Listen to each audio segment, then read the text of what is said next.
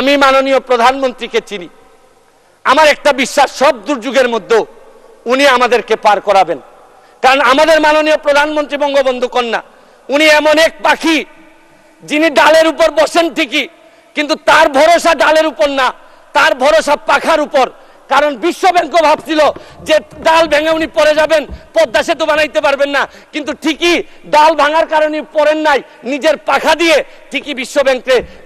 গত বছর আপনারা জানেন যে শ্রীলঙ্কা যখন দেউলিয়া হয় তখন সবাই বলছেন যে বাংলাদেশ আর মাত্র সময়ের ব্যাপার, বাংলাদেশও দেউলিয়া হয়ে যাবে। পাকিস্তান যখন দেউলিয়ার পথে তখন বলছেন আর একটু সময়ের ব্যাপার। ইন্ডিয়া যখন চাপে পড়ছে বলছেন যে আর সময়ের ব্যাপার। কিন্তু কোনো সময়ই আমাদেরকে অর্থনৈতিকভাবে দাবায় রাখা যায় নাই। আমি আরেকটা জিনিস বলতে চাই মাননীয় স্পিকার, আমাদের বড় চাপ ফরেন রিজার্ভ। ফরেন রিজার্ভ কমে যাওয়াটা একটা বড় চ্যালেঞ্জ।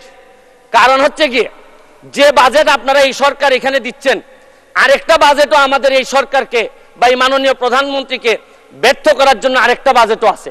এই বাজেটের যাতে এই সরকার ব্যর্থ হয় এটার নেতৃত্ব দিচ্ছেন তিনি হচ্ছেন গিয়ে ডক্টর মোহাম্মদ ইউনূস। তিনি চাচ্ছেন এবং তার নেতৃত্বে যিনি সরকার গঠন করতেছেন তার নেতৃত্বে আছে হচ্ছে গিয়ে ডলার। এই ডলার হচ্ছে গিয়ে নেতৃত্বে চাচ্ছে যে আমাদের এই প্রধানমন্ত্রীর এই বাজেট যেন ফেল হোক। আমি আরেকটা জিনিস বলতে চাই, এক্সচেঞ্জ রেট ডেপ্রিসিয়েশন করছেন হচ্ছে গিয়ে রিসেন্টলি আরো 7 টাকা ডলারের সাথে। এক্সচেঞ্জ ডেপ্রিসিয়েশন করার কারণে ব্যালেন্স অফ পেমেন্ট যেটা, এইটা আমাদের মিটানো অনেক বেশি ডিফিকাল্ট হয়ে যাবে। এইটা একটা বড় প্রেশার মাননীয় স্পিকার। মাননীয় স্পিকার, মুদ্রাস্ফীতি আপনি জানেন যে টাকার দাম কমে যাচ্ছে, কমে গিয়ে 9.5% হয়েছে এই গত 20 মাস ধরে। আপনাদের কাছে তো মাত্র একটা সংখ্যা 9.5%, কিন্তু ফিক্সড ইনকাম যারা করে, যারা নির্দিষ্ট বেতনে চলে, তারা জানে যে মুদ্রাস্ফীতি এই পর্যায়ে 9.5% দিয়ে সংসার চালানো কতটা কঠিন। এটা একটা বড় চ্যালেঞ্জ মাননীয় স্পিকার।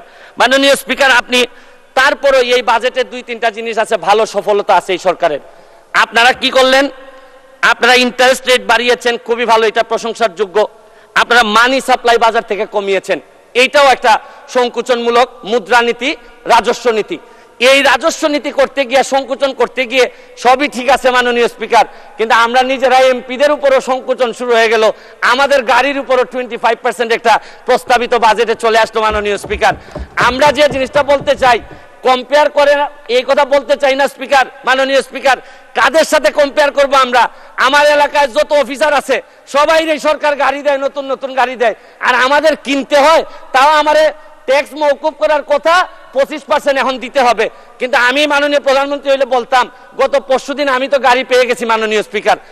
গাড়ি পেয়ে বলবেন, আমি গাড়ি পেয়ে গেছি, আমারে তো কোনো ট্যাক্স নেয় নাই মাননীয় স্পিকার।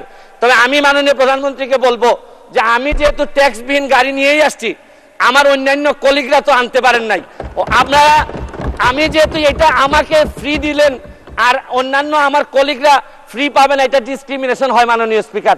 তারপরে আমি মহান সংসদে বলে দিচ্ছি, তারপরে যদি মনে করেন দেশের স্বার্থে 25% নিবেনই আমাদের উপর, যতই কষ্ট হোক, মানবতার মা উনি, উনার বিরুদ্ধে আমরা কোনো কথা বলতে পারবো না। হয়তো উনি দেশের স্বার্থেই বলেন, তারপরে বলবো যদি উনি নিশ্চিতি নিতেই চান তাহলে আমার টাকাটা আমি কথা দিচ্ছি যে উনি যেদিন বাজেট পাস করবেন এই 25% টাকা আমি নিজে নিয়ে এনবিআর এর কাছে দিয়ে আসবো মাননীয় স্পিকার। তাও আমি চাই না যে আমি যেটা পাইছি এটা আমার কলিগরা পাবে না, এটা হইতে পারে না মাননীয় স্পিকার।